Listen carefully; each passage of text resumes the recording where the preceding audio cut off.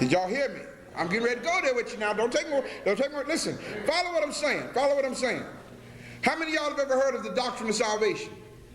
Yeah. Salvation, yeah, right. Salvation as the doctrine didn't come from anything that Jesus taught. If Jesus had actually lived. Anything that quoted in, nope, not at all. When it comes to salvation, everything we believe is what Paul said.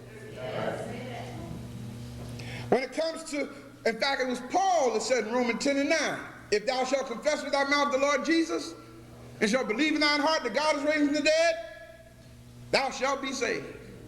For with the mouth confession is made unto salvation, with the heart man believing unto righteousness. That's Paul's writing. Jesus never said nothing like that. Or the so-called Jesus of the Bible never said nothing like that. Sanctification.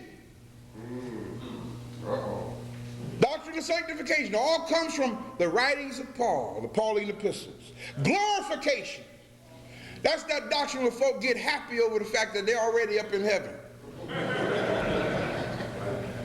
It says, you know, for being, for whom he did, for those whom he called, he also did justification, another one. And then who he justified, them he glorified.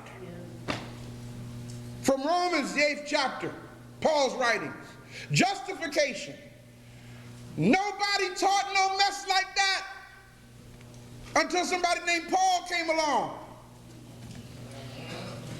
Y'all following me? Now I'm speaking from the parameter of the biblical perspective. Paul is the one who said y'all was justified. Paul is the one who said no matter what you've done in your past, no matter what you've done in your life, it's all right. Just believe. And God wipes your slate clean. That, look at the person next to you and say, Paul said that. Paul said that. Okay? Adoption.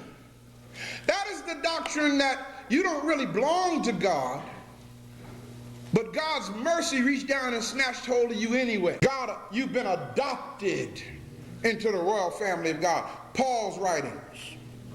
Election. That means that God chose certain ones to be saved, for whom he called. That's the Greek word eklektos, where we get our English word elected from. And that concept is that God looked down on the whole earth and he picked out certain ones by his grace.